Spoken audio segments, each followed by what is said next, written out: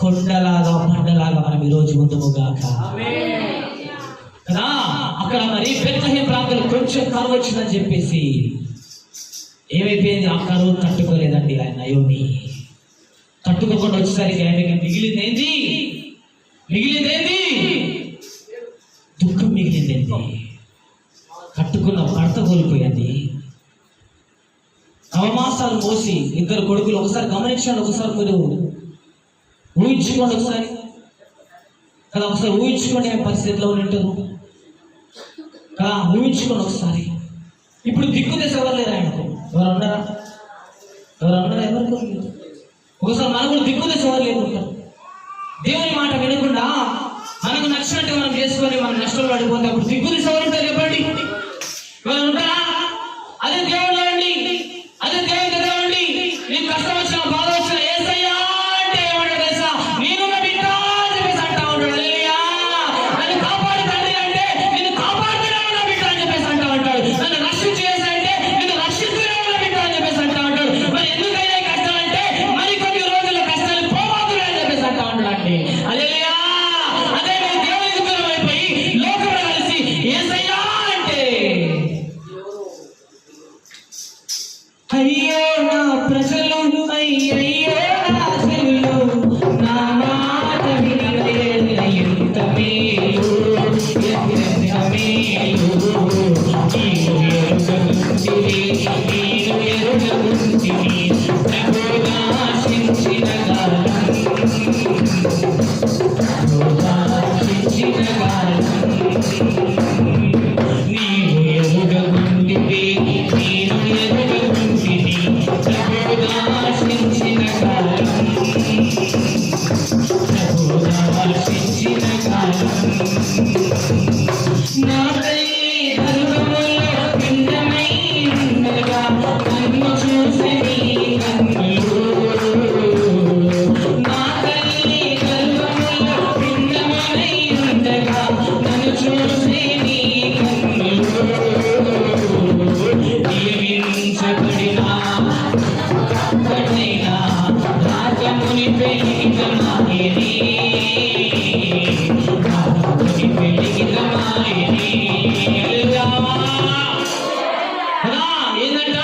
దేవుడు ఏమంటున్నాడు?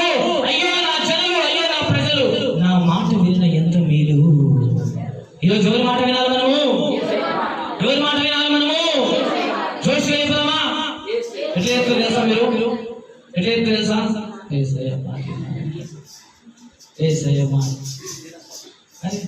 అట్లా చెప్తే విన్నట యేసయ్య మాట వినాలి, యేసయ్య మాట వినాలి, ఆయన అడుగులో నడవాలి. అక్కడ ఏం తెలుసా? యేసయ్య మాట వినలేదు. యేసయ్య మాట కొంచెం కరువు వచ్చిందని చెప్పేసి ఒకసారి మనకు చూడండి, కొంచెం కష్టం వచ్చిందని చెప్పేసి, కొంచెం దుఃఖం వచ్చిందని చెప్పేసి, కొంచెం వేదన వచ్చిందని చెప్పేసి, అప్పులు తీరిపోతున్నాయని చెప్పేసి, రోగం పోతున్నాయని చెప్పేసి, నొప్పి పోతున్నాయని చెప్పేసి, కష్టాలు పోతున్నాయని చెప్పేసి ఎవరి మాట వినము? చెప్పాలి, ఎవరి మాట వినము? యేసయ్య మాట వినము. అప్పుడు వాక్యం చెప్తున్న మాటలు ఇట్లా తెలుసా మనకు? చెప్పినలే ఆ పెద్ద మరి చెప్పినలే. అప్పుడు వాక్యం మన చెవులకి వినసొంపుగా ఉండదు. అప్పుడు దేవుని మాటలు మనకి కడుపు నింపు. ఎందుకో తెలుసా? ఎందుకో తెలుసా? నీ ధ్యాస దేని మీద ఉంటది? రోగం మీదనే ఉంటది, నొప్పి మీదనే ఉంటది, బాధ మీదనే ఉంటది, కష్టం మీదనే ఉంటది. అందుకనే ఆ మాటలు నీకు కడుపు నింపవండి. మరి ఎప్పుడు నింపుతో తెలుసా? ఎప్పుడు నింపుతో తెలుసా? అయ్యా ఈ రోగం ఉన్నా సరే, ఈ రోగం పైన సరే, నీ సాగైదా యేసు నీతో నా జీవిత కాలమంతా. నీ సాగైదా యేసు నీతో నా జీవిత కాలమంతా. యేసుతో నడిచేదా, యేసుతో నడిచేదా, యేసుతో నడిచేదా, యేసుతో నడిచేదా.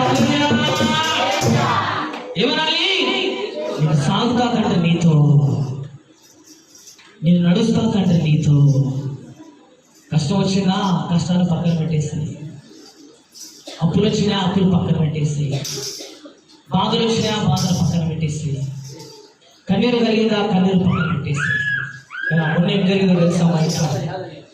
మొన్నటికి మొన్న ఒక 20 రోజుల క్రితం నేను బయటికి వెళ్ళి ఇంటికి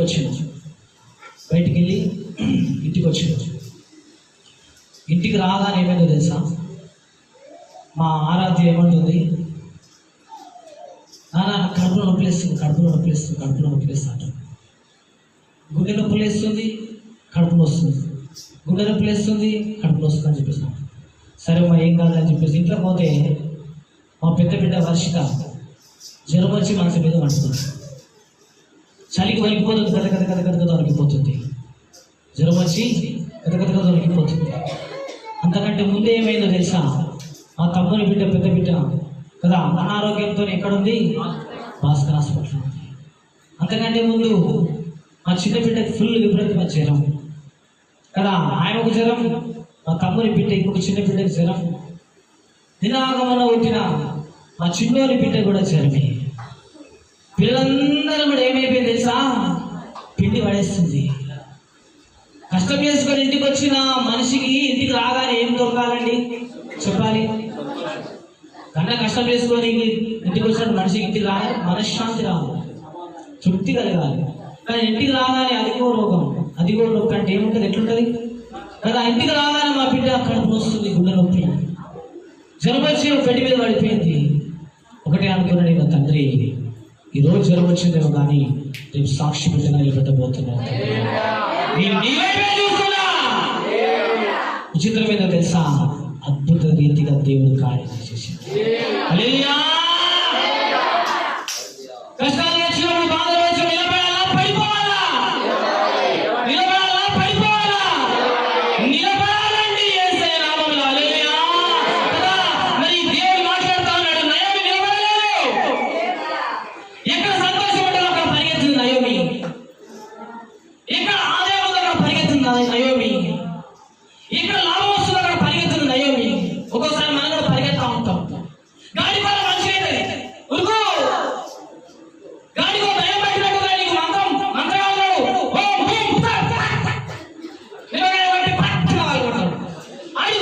పరిగెత్తు, ఆ మంత్రగాడు ఏరుకో, ఈ కంత్రిగాడు ఏరుకో, ఏం చేస్తా తెలుసా? పరిగెడతా ఉంటాం. ఏడ మంచిగా ఉంటే ఆడ పరిగెడతా ఉంటాం, ఇక్కడ మంచిగా అయితే అక్కడ పరిగెడతా ఉంటాం. పరిగెత్తే ముందు బిడ్డ, పరిగెత్తే ముందు ఒక్కసారి ఆగు. నువ్వు పరిగెత్తే ముందు ఒక్కసారి ఆగి సజీవుడైన దేవుని కూర్చో. దేవుడు ఏమంటాడు తెలుసా? పరిగెత్తు, నా దగ్గరికి వచ్చావు బిడ్డ, నీకు నేను స్వస్థత కలిగించబోతున్నా అని చెప్పేసి. పరిగెత్తకుండా మనం ఏం చేయాలి? నిలబడాలి యేసయ్య దగ్గర, యేసయ్య దగ్గర నిలబడాలి. కష్టం వచ్చినప్పుడు పరిగెత్తడానికి వీలేదండి, దుఃఖం వచ్చిన పరిగెత్తడానికి వీలేదండి, కార్యమైందని చెప్పేసి యేసయ్యని వదిలేయడానికి వీలేదండి కదా. నిరీక్షణ కలిగిన ఏం చేయాలి తెలుసా? దేవుని సన్నిధిలో నిలబడితే దేవుడు ఏం చేస్తా ఉంటాడు? ఊహించని రీతిగా నీ పట్ల కార్యం చేస్తా ఉంటాడు బిడ్డ. హల్లెలూయా. అట్లా పరిగెత్తి పడిపోయిన వాళ్ళు ఎంతో మంది ఉన్నారు. ఇంకా వాళ్ళ జీవితం ఏంటి తెలుసా? పరిగెడుతూనే ఉన్నారు. వెనక్కి రాలేరు, ముందుకు వెళ్ళలేరు. ఒకవేళ వెనక్కి వద్దామన్నా ఏమైతే తెలుసా? అంటే అయ్యో ఏమనుకుంటుందో తెలుసా? దేవుడికి నేను దూరం అయిపోయాను కదా అని చెప్పేసి అనుకుంటుంది. దేవుడు నన్ను వదిలేశాడు కదా అని చెప్పేసి అనుకుంటుంది. చాలా బాధపడుతుంది నయోమి అక్కడ. ఒకసారి మనం కూడా బాధపడతా ఉంటాం, మనం కూడా ఏడుస్తూ ఉంటాం. ఏమన్నా తెలుసా? నేను కూడా దేవుడికి దూరం అయిపోయినా కదా, నేను కూడా యేసయ్యకి దూరం అయిపోయినా కదా, నేను కూడా యేసయ్య చేతుల నుంచి వెళ్ళిపోయినా కదా అని చెప్పేసి మనం అనుకుంటా ఉంటాం. నయోమి సేమ్ అట్లా అనుకుంటుంది అక్కడ. నేను యేసయ్యకి దూరం అయిపోయినా, దేవునికి దూరం అయిపోయినా, దేవునికి నేను దూరం అయిపోయినా కదా అని చెప్పేసి ఏడుస్తా ఉన్నటువంటి సమయంలో ఒక శుభవార్త తెలిసిందండి. హల్లెలూయా. ఏం శుభవార్త తెలుసా? ఆమె చేయడం ఒక శుభవార్త. ఏం శుభవార్త అంటే, నయోమి నువ్వు విడిచి వెళ్ళినటువంటి ప్రాంతంలో కరువు పోయింది, ఆశీర్వాదం వచ్చింది,